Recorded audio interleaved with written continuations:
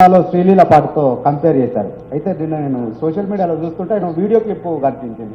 ఆయన ఒక ఇంటర్వ్యూలో మాట్లాడుతూ, మా నాన్నగారు నాకు ఫోన్ చేశారు, సీఎం గారు ఫ్రస్ట్రేషన్లో అసహనంతో ఓడిపోతామనే భయంతో మాట్లాడుతున్నాడు, నువ్వు లూజ్ కాకు, నువ్వు మాట్లాడకు, అలా మాట్లాడకు, మన భాషను అసహించుకుంటున్నారు ప్రజలు, కాబట్టి నేను ఇక మీద మాట్లాడను అనేటువంటి మాట ఆయన చెప్తా ఉన్నారు. కాకపోతే సీఎం గారు మాట్లాడే మాటలు వింటే నాకు కోపం వస్తుంది, కానీ నేను ఇక్కడ నుంచి మాట్లాడనేటువంటి మాట ఆయన చెప్తున్నారు.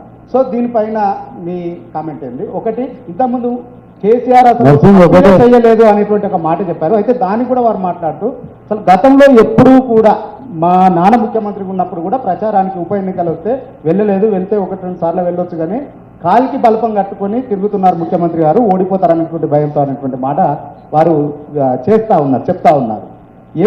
ఏంటి దీనిపైన?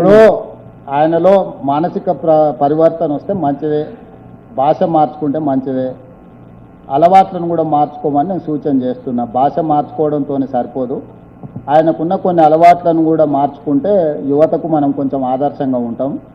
అలవాట్లను కూడా మార్చుకోమని చెప్పి కేటీఆర్ గారికి సూచన చేస్తున్నా. నిజంగానే కేసీఆర్ గారు ఫోన్ చేసి ఈ మాట చెప్పిండు అని అంటే కొడుకు కొంత బుద్ధి చెప్పినట్టే, కొడుకును కొంచెం దారిలో పెట్టినట్టే. ఇది కూడా మంచిదే, తండ్రిగా వారు వారి బాధ్యతలను నెరవేరుస్తుండ్రు.